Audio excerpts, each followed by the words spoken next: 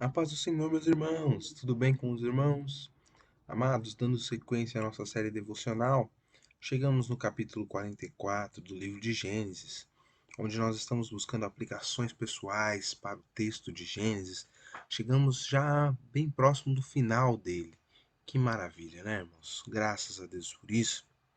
E nós já estamos aprendendo muito com o que a palavra do Senhor nos diz através deste livro. Amados irmãos, eu gostaria de ressaltar aqui a característica deste livro e deste capítulo 44. Ele é a sequência daquilo que nós já estamos falando. Os irmãos de José chegaram no Egito para comprar mais comida, e neste momento José põe os seus irmãos à prova. José, ele manda com que os seus servos coloquem a sua taça de prata na sacola, nas bolsas que estavam com Benjamim, para testar o caráter dos seus irmãos, como eles se comportariam, se permitiriam que o seu irmão se tornasse servo ou não. Amados, talvez a grande aplicação pessoal aqui fique por conta de uma pessoa, de Judá. Amados irmãos, prestemos bastante atenção em Judá. Nós falamos na data de ontem que Judá ele teve coragem e falou com seu pai pedindo para que levasse Benjamim para o Egito. E agora, com Judá sendo acusado e sendo colocado para virar servo, Judá demonstra um forte caráter e uma grande mudança em seu coração. Basta lembrarmos que Judá foi aquele que deu a ideia para que José fosse levado cativo e agora este mesmo coloca sua vida em risco para salvar a vida de seu irmão Benjamim. Se nós olharmos para isso, nós vemos que Judá teve uma transformação em seu ser no decorrer dos anos. Um homem que estava pensando em dinheiro, que era movido pelos ciúmes, agora transformado, mudado, é um homem que demonstra, em primeiro lugar, grande humildade. Se você ler o capítulo 44 e ver como Judá se porta diante do governador do Egito, que era José, mas que ele não sabia, você irá perceber claramente que a humildade faz parte do discurso de Judá.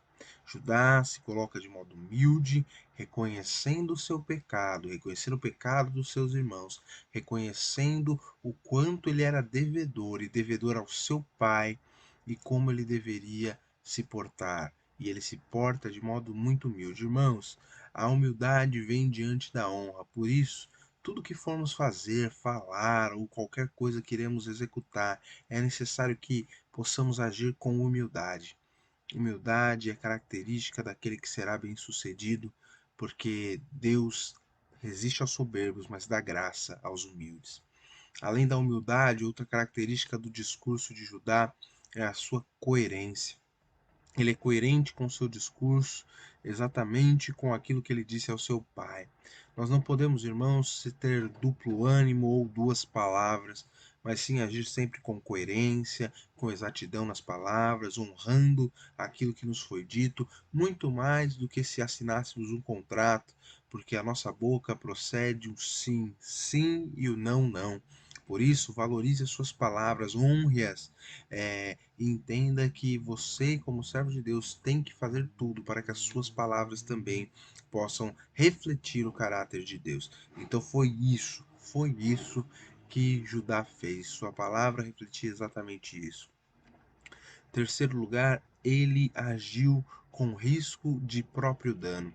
Ele, para o bem do seu irmão, para o bem de seu pai, ele coloca a sua própria pele em risco, porque sendo José um governador e ele não sabia que era José, é, ele poderia mandar matá-lo a qualquer momento, ele poderia ficar o restante da sua vida sem ver seus filhos ou sem ver seu pai, ele poderia sofrer grande, grande dano, mas mesmo assim ele se colocou para sofrer o dano, para cumprir aquilo que ele havia prometido. Irmãos, é da mesma maneira. Nós precisamos colocar a nossa vida e entender que existem momentos que nós vamos correr riscos, mas existem coisas que são mais importantes do que o risco que nós iremos correr.